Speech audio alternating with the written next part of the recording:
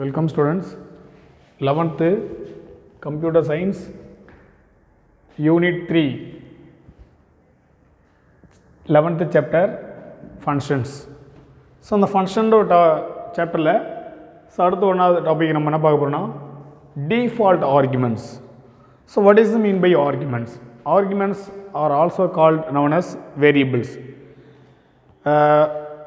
Parameters, it's also called as parameters சொல்லி கூட அழைக்கலாம். Argumentsனாலும் parameterனாலும் same, both like the variable. So, default argument. There are here in this the C++ one can assign default value in formal parameter of function prototype. ஒரு function ப்ரோட்டோடைப்பில் அதில் formal பராமீட்டருக்குரிய value பார்த்தோன்னா நம்ம டிஃபால்ட்டாகவே என்ன பண்ணோம் assign பண்ணிக்க முடியும். இன் C++ one can assign default value. So default value என்ன sir அப்படின்னு கேள்வி கேட்டிங்கன்னா, ஸோ அந்த டிஃபால்ட் வேல்யூ அப்படின்னு பார்த்தோன்னா பாருங்களேன், இது டேட்டா டைப்பு, இது ஃபங்க்ஷன் நேமு. இப்போ ப்ராக்கெட்டுக்குள்ளே ஏதாவது ஒரு வேல்யூ நம்ம கொடுக்காது விட்டுட்டுனா அதுவாகவே கம்பைலராகவே ஒரு வேல்யூவை அசைன் பண்ணி கொடுக்குதா கம்பைலராகவே. ஸோ கம்பைலர் யார் சார் அப்படின்னா, compiler is a to translate source program into object program. அப்போ உள்ள இருக்கக்கூடிய ப்ரோக்ராமை சோர்ஸ் ப்ரோக்ராம் இருக்கிறத ஆப்ஜெக்ட் ப்ரோக்ராமாக கோடிங்காக மாற்றி தரக்கூடியதான் கம்பைலர். அப்போ அவர் நினச்சா என்ன பண்ணலாம், எதை வேணாலும் என்ன பண்ணலாம், சேஞ்சஸ் பண்ண முடியும். அவருடைய கான்செப்ட் பிரகாரம் the default argument allowed to omit some arguments when calling functions. எப்பொழுதெல்லாம் நம்ம ஒரு ஃபங்க்ஷன் அழைக்க போகிறோமோ அப்போ அந்த நேரத்தில் என்ன பண்ணலாம், சில நேரத்தில் ஒமிட் பண்ணிக்கலாம், தவிர்த்துக்கலாம். ஸோ அதுக்கு பர்மிட் கொடுக்கும், அனுமதிக்கும். ஸோ அப்போ எப்போல்லாம் ஒரு ஃபங்க்ஷனை அழைப்போம் அப்படின்னு கேட்டால், so when calling functions for any missing argument. Default argument எப்படிலாம் நம்ம அழைப்போம் அப்படின்னு பார்த்தீங்கன்னா, any missing argument the compiler uses the value in default argument for call to the functions. ஒரு ஃபங்க்ஷனுக்கு கம்பைலர் ஆகப்பட்ட என்ன பண்ணோம், சப்போஸ் யூசர் ஒரு ஆர்குமெண்ட்டை கொடுக்காம மிஸ் பண்ணிட்டுனா, மிஸ்ஸிங் ஆச்சுன்னா அந்த நேரத்தில் கம்பைலர் ஆகப்பட்டவர் என்ன பண்ணுவார்னா அதை வேல்யூவை டிஃபால்ட் வேல்யூவை என்ன பண்ணுவார், பயன்படுத்துவார். அப்போ அந்த நேரத்தில் வந்து ஃபங்க்ஷன் அழைத்தாலும் உனக்கு எரர் வராது, டிஃபால்ட்டாக வேல்யூ அசைன் ஆகிடும். Next the default value is given in the formal variable, அதாவது the from the form of variable initialization. So the default value எப்படி சார் அப்படின்னா, நம்ம எதுக்காக கொடுக்குறோம், ஒரு வேரியபிள் இனிஷியலைசேஷன். ஃபார் எக்ஸாம்பிள் பாருங்களேன், into n1 equal to 20, n2 equal to 100, இந்த மாதிரி என்ன பண்ணுறோம், வேரியபிள் இனிஷியலைசேஷன் பண்ணிக்கிறோம். ஸோ வேரியபிள் இனிஷியலைசேஷன் அப்படின்னு பார்த்தீங்கன்னா, ஒரு வேரியபிளுக்கு முன்கூட்டியே வேல்யூவை கொடுத்துருது. ஸோ ரன்னிங் டைமில் நம்மள்கிட்ட கேட்கக்கூடாது அப்படின்றதுக்கு தான் n1 n2 அப்படின்னு சொல்லி என்ன பண்ணுறேன் 110 சொல்லி இது டிவைடு டிஃபால்ட் வேல்யூ கடை example. Next the default argument facility the function call statement with partial or no argument. ஒரு ஃபங்க்ஷனுக்குள்ளே பாருங்கள், இந்த மாதிரி பாருங்களா, எல்லோ கலரில் எழுதி போட்டிருக்குல்ல பாருங்கள், default value X comma Y, default value 200 and 100 to 150, default value 150, default value X comma 150. So இந்த மாதிரி நிறையா ஆர்குமெண்ட்ஸ் இல்லாமல் இருக்கலாம்.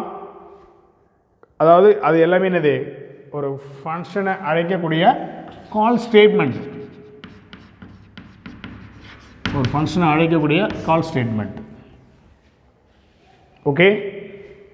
Next, the default value can be include the function prototype from right to left.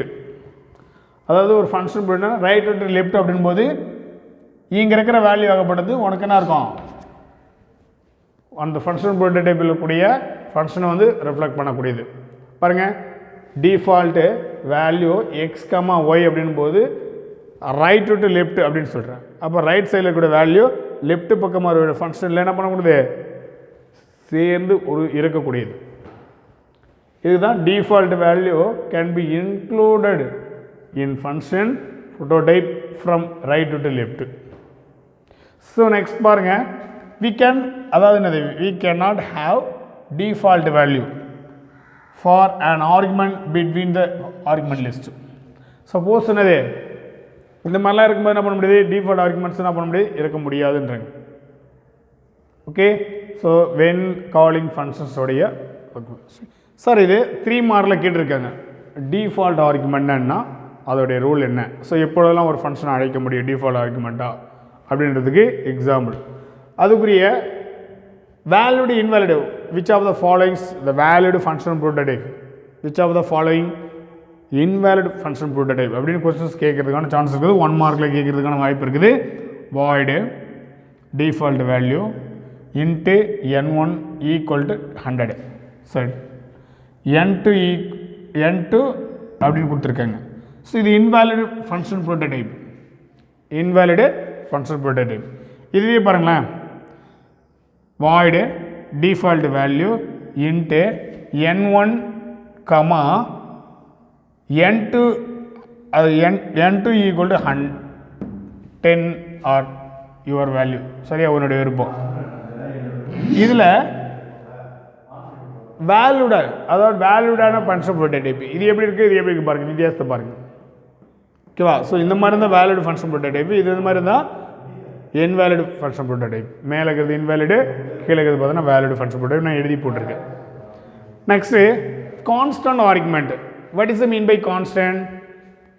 The constant argument the value cannot be changed, the data item cannot be changed, is also called constant.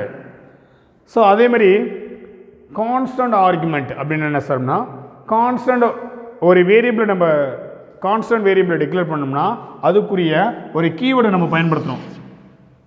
அப்போ நான் கொடுக்குற ஒரு variable ஆகப்படுது ஃபிக்ஸடாக இருக்கணும், மாறவோ கூடாது. இப்போ மாறாமல் இருக்கிறதுக்கு ஒரு கீவேர்டு அந்த யூஸ் பண்ணிட்டுனா அந்த வேரியபிளோட வேல்யூ யாராலும் என்ன பண்ண முடியாது, ரன்னிங் டைம் கூட சேஞ்சஸ் பண்ண முடியாது. அப்போ constant variable can be declared using constant keyword. இந்த கான்ஸ்டன்ட் கீவேர்டை நம்ம பயன்படுத்தினா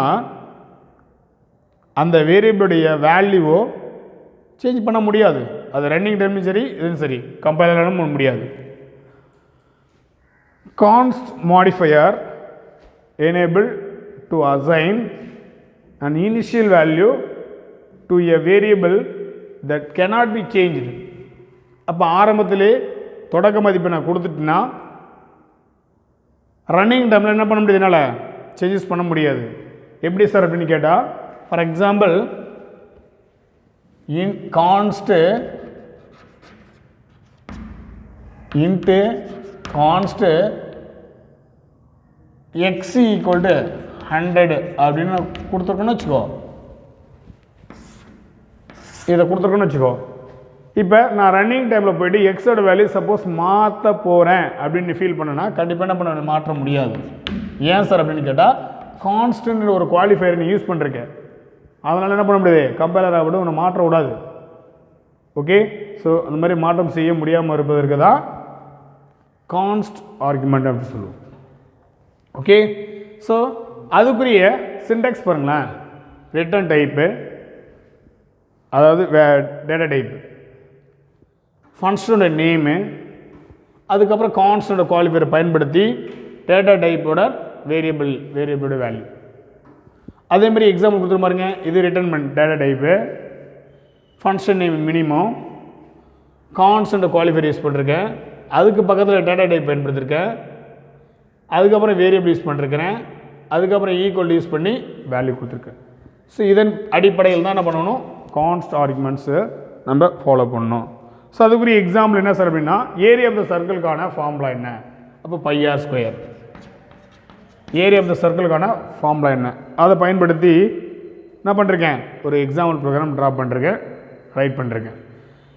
ஸோ டபுள் ஏரியா அப்படின்னு கொடுக்கும்போது டபுள் அப்படின்றது டேட்டா டைப்பு, அதாவது வேல்யூவை ரிட்டர்ன் பண்ணக்கூடிய டேட்டா டைப்பு. சரிங்களா, டபுள்.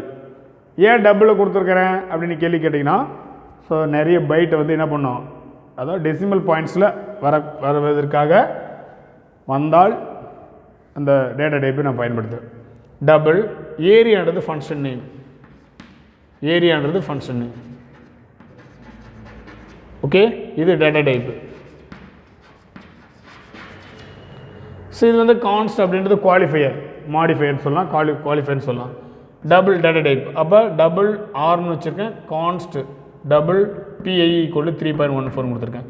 இப்போ ஆருக்கு ஒரு வேல்யூ கொடுப்பேன், அதை கான்ஸ்ட் அப்படின்ற ஒரு குவாலிஃபையர் யூஸ் பண்ணிருக்கிறேன், டபுள்னு ஒரு டேட்டா டைப் பயன்படுத்திருக்கிறேன். அதேமாதிரி கான்ஸ்ட் ஒரு கீவேர்டு யூஸ் பண்ணிருக்கேன், டபுள்னு டேட்டா டைப் பயன்படுத்தி PI = 3.14 சொல்லி வேல்யூ வச்சுருக்கேன். அப்போ ஏரியா ஆஃப் த சர்க்கிளோட ஃபார்முலா என்ன, πr ஸ்கொயர்டு. பாருங்கள், π into r into r, πr square.